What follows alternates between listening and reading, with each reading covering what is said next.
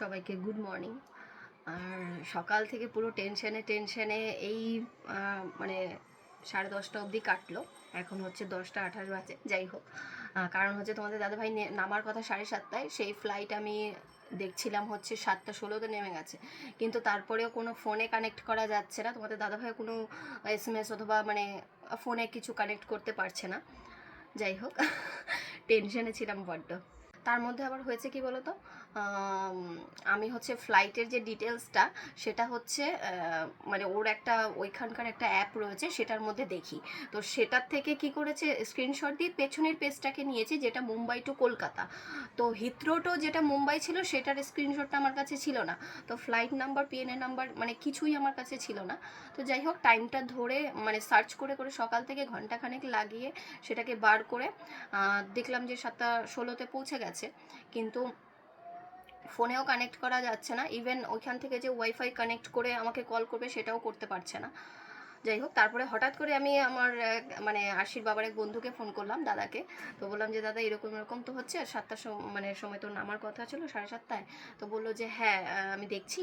তো তো দাদা তখন বললো যে, আমি বললাম যে ওয়াইফাই কি কানেক্ট করা যায় না? বললো হ্যাঁ, ওয়াইফাই কানেক্ট করা যায়। তো তখন আমার মনে পড়ে যে ফোনে রিচার্জ করা নেই, যার জন্য ওটিপি আসছে না আর ওটাকে করতে পারছে না, ওয়াইফাই কানেক্ট করতে পারছে না। যাই হোক, সাথে সাথে আমি রিচার্জ করে দিলাম। তারপরে গিয়ে এখন কথা হলো, তোমাদের দাদাভাই সেফলি মুম্বাই পৌঁছে গেছে।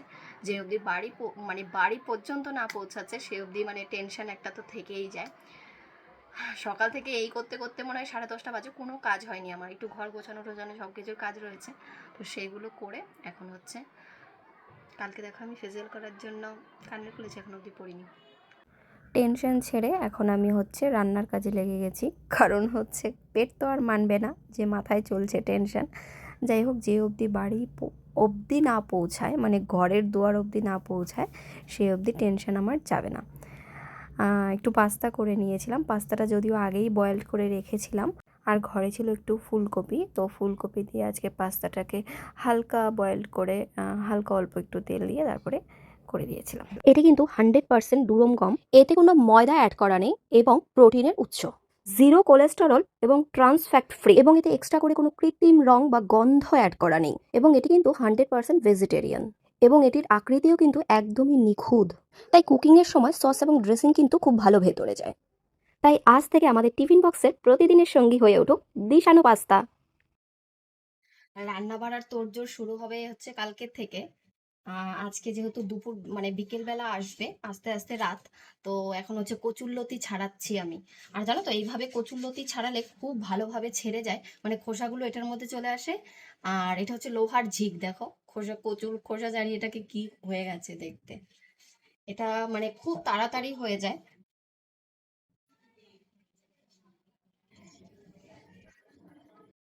তবে লেগে গেলে একটুখানি ছাড়িয়ে ছাড়িয়ে নিতে হয়, অনেকটা করেছি তো একদম নোংরা হয়ে গেছে এটা। আজকে তো বড়মশাই আসবে, তোমরা সবাই জানো। তো আমি এখন কচুর লতির খোসা ছাড়া মানে যে চোকলাটা থাকে সেটা ছাড়াচ্ছি হচ্ছে এই লোহার ঝিক দিয়ে। এটা দিয়ে খুব ভালোভাবে হয়ে যায়। তো আশির বাবা ভালো খায়, আরশি ভালো খায়, আমিও ভালো খাই। মামুনি হচ্ছে মাংস করে নিয়ে আসবে, মানে শাশুড়ি মা প্রত্যেকবারই ওই বাড়ি থেকে মাংস করে নিয়ে আসে। আর এখন হচ্ছে আমি এখানে টুকটাক মানে যেগুলো করছে সেগুলো রান্না করছি। এই দেখো, গল্প করতে করতে আসছে বাবাকে কে কে আনতে যাবে, কিভাবে আনতে যাবে। তুমি তো যাবে না আনতে, তুমি তো যাবে না আনতে। বাবা না করলো যে আরশিকে এনো না। বাবা এরকম বলতেই পারে না। ওর বাবা বলতেই পারে না, আর মা বলতে পারে। কি মজা, আজকে বাবাকে আনতে যাব। কি মজা, অনেক মজা। তুই ঘেমে গেছিস কেন এরো? ঠিক আছে, বস বস, ড্রেস টেস্ট করলে বস, যা বাই বাই করে দাও। পরজন্মে ভালো থেকো। আমি প্রত্যেক বছর আরশির বাবা যখন আসতো মানে আসে, তখন এর আগের বছরও মা ছিল না, আগের বছরই মা আমাদের ছেড়ে চলে গেছে। তো প্রত্যেকবার মা আসতো ফ্ল্যাটে, যাওয়ার দিনও চলে আসতো, আসার দিনও চলে আসতো। মা কখনো মানে যেতে চাইতো না আর কি, যেখানেই থাকতো ঠিক চলে আসতো। জানি না কোথায় আছে, যেখানেই থাকো এই পৃথিবীতে তো সুখ পাওনি, পরজন্মে ভালো থেকো। আমি মনে পড়ছে যে থাকলে চলে আসতো ফ্ল্যাটে। আগের বছরও মা ছিল না, এই বছরও মা নেই, প্রত্যেকবার ফ্ল্যাটে চলে আসতো। তাই কাজ করছি, এই করছি সেই করছি, আর ক্ষণে ক্ষণে মনে পড়ছে যে থাকলে চলে আসতো ফ্ল্যাটে। কারোর জন্য কারো পৃথিবী থেমে থাকে না, এটা বাস্তব। কিন্তু সবই চলছে, জীবন যেমন চালানোর জন্য প্রয়োজন, দিন যে রাত, খাওয়া দাওয়া, ঘোরা, সবই চলছে। কারোর জন্য তো মানে মায়ের জন্য তো আর থেমে নেই, কিন্তু তারপরেও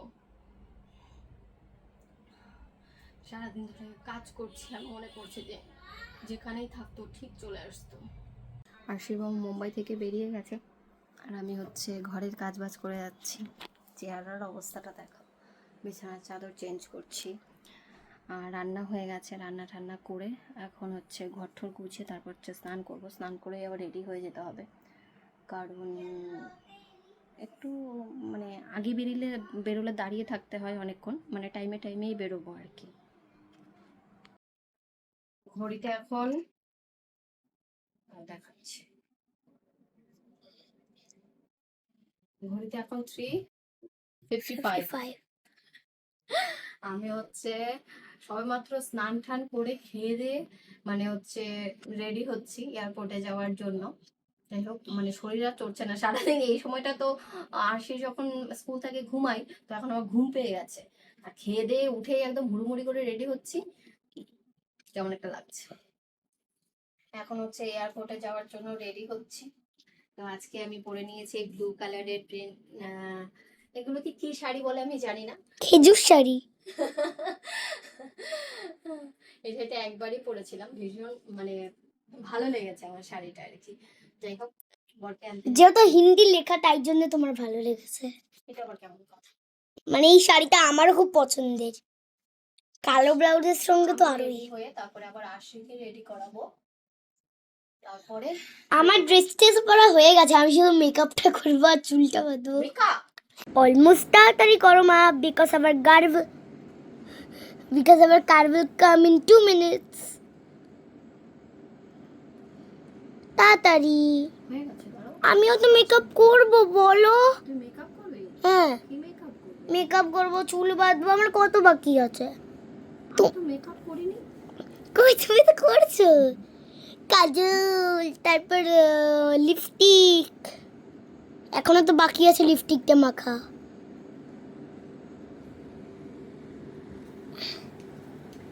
রেডি হচ্ছি এয়ারপোর্টে যাওয়ার জন্য, তোমাদের দাদাভাইকে আনতে যাওয়ার জন্য। রেডি হয়ে নিই, তারপর দেখাচ্ছি। চলো, বাই বাই। হ্যালো মিমিরা ও আঙ্কেলরা, আমি কিন্তু বাবাকে আনতে যাওয়ার জন্য অলমোস্ট রেডি না, রেডি হয়ে গেছি। আমি হাতে পরেছি এই যে, এই কালারটা কি বলে আমি জানি না, আমার মনে হয় এটা ব্রাউন ওয়াচ পরে নাও, এটা রেখটা খুলে। এটাই কিউট লাগছে আমার, তাই এটাই পরবো। সো আমি হাতে ব্রাউন কালারের গার্ডারটা বেঁধে নিয়েছি। আর এই চুলটা, তোমরা কিন্তু বলো এই চুলটা করলে আমার কেমন লাগে। আমার তো মনে হয় ভালো। তাই তুমি এক্সাইটেড বাবাকে আনতে যাওয়ার জন্য? হ্যাঁ, আমি এক্সাইটেড। আর আমি পরে নিয়েছি সাদা কালার জামা আর জিন্স। ছেঁড়া জিন্স কেন পরিয়েছো? এই টাইটেল ছেঁড়া নয়, ডিজাইন। জানো তো আরশি ছোটবেলায় কি করতো? আরশি ছোটবেলায় মানে একদমই যখন ছোট, আরশি যখন 1 মাস, তখন হচ্ছে আরশির বাবা আসে। তারপরে যতবার ধরো 2 বছর এসেছে, আরশির বাবাকে দেখে কাঁদতো, যেতে চাইতো না। সেই মেয়ে এখন সারা দিন ব্যা ব্যা ব্যা ব্যা করতে থাকে, বাবা বাবা বাবা। পেপার সোপ, আমার কাছে কিন্তু পার্পল পেপার সোপ আছে। মনে আছে আরশি তোর সেই কথাগুলো, সেই দিনগুলো? মনে নেই, ভুলে যাই না। তো রেডি হয়ে গেছি, একটু আগেই যেহেতু স্নান করলাম, চুলটা পুরো ভেজা। কেমন লাগছে জানিও।